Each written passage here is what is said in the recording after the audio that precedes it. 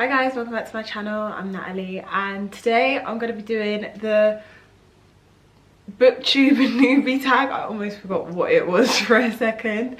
Okay, so the first question is, why did you start this channel? And I don't really know. I think like I always wanted to do YouTube, but I never knew what I would do YouTube on.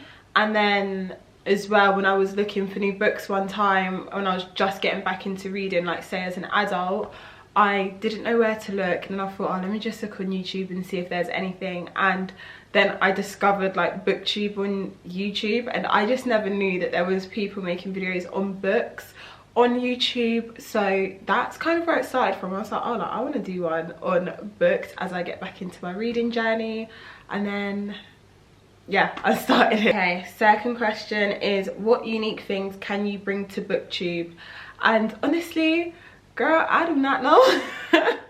Honestly, I have no clue what unique things I can bring to Booktube. I have no clue.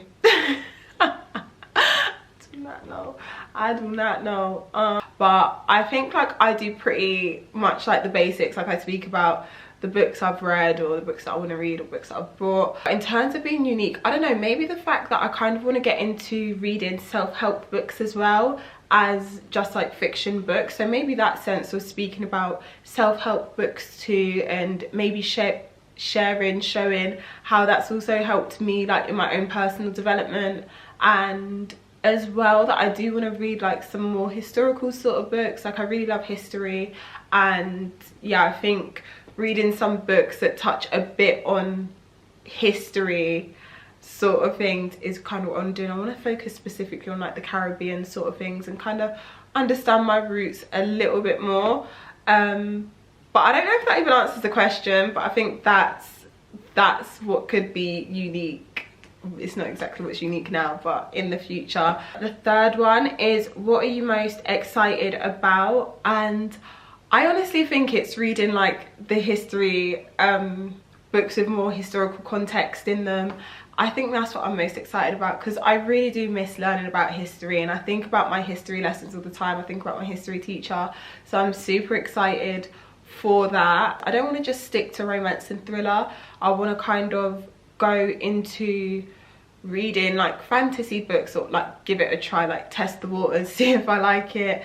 And I'm excited to discover a lot more, I was going to say artists, a lot more authors next year, like maybe authors I've never read before, and ones that may have like not a lot of ratings on like Goodreads and stuff like that. And then also finding a lot more black authors too, because I really do enjoy reading books written by black authors where I can relate to the characters a lot more, because it's just bringing up relatable things.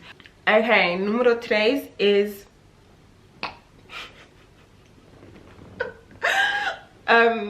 the third one is, why do you love reading? And I don't know. I really don't know why I love reading. I think that's kind of hard. When I was younger, I was a bookworm through and through. Like, take me to the library and I'ma read every book they have on that shelf if you give me the chance to. Yeah, that's kind of where it started. I was always a bookworm. When I was younger, there was a time me and my mum, we went to the library, and I'd taken out however many books you're allowed to take out, and obviously I was a child, so like the books aren't as big as the books that I'd read now, but I took out the maximum that you was allowed to take out. And got in the car, my mum was on the phone, and I read through every single book that I had in the time that she was on the phone. So I had to go back in and get a new maximum to last me for like the week or something. So that love for reading has always been there, like so much that my local library gifted me this beautiful book when I was younger, like, because I was always there and I was always reading. And it's actually my most cherished possession that I have. Like, I'm obsessed with it. Yeah, that is that. So I think that's where it started. And then I kind of stopped reading because I'd get called a bookworm a lot, and I thought everyone was dissing me. I didn't realize that was just like a saying. I thought people calling me a worm, and I wasn't feeling that, so I stopped reading because of that. But then throughout the years, I'd always get back into it, maybe drop off when it'd get like exam season and stuff like that. And then now I've picked it back up in adulthood, and I've gone back to loving it again. I think it's a love that I'll always have there. In terms of like loving reading as well, I think it's the fact that you can read a book and you can just transform, if that makes sense. Like, you don't have to be where you are. Like, it's not little old me in England, like all of a sudden I'm in like Atlanta, or I could be in Hawaii. Like, it just takes you to that place, and I love visualizing the book and where they are and feeling as if I'm in that place too, understanding the characters, their emotions and their feelings. I just think it's a nice escape, and I'm not a big movie fan, so yeah, this is just where I get like that, like escapism, I guess. Okay, what got you into reading? Yeah, I think what got me into reading was just that I would always read when I was younger, that I was a bookworm when I was younger, and yeah, I just think that's the answer to that. In adulthood though, I found I was struggling to spell, and I don't know if that's because like using phone and autocorrect, but when I'd be writing, I'd be like, oh my god, how do you spell that? And I'd be struggling to spell, and I was like, my vocabulary was just at its absolute worst, especially because I'd finished university at that point, so I wasn't exercising my brain really, and I was like, I need to get back into reading because I've never had an issue in my life when it came to like spelling and stuff. So yeah, so that's what got me back into reading as an adult. Girl, I felt stupid and I had to do something about it. So what challenges do you think you'll face? And I think that's in terms of like with Booktube, and I think the biggest challenge that I'll probably face is time. I work full-time, and then I also do nails on the side.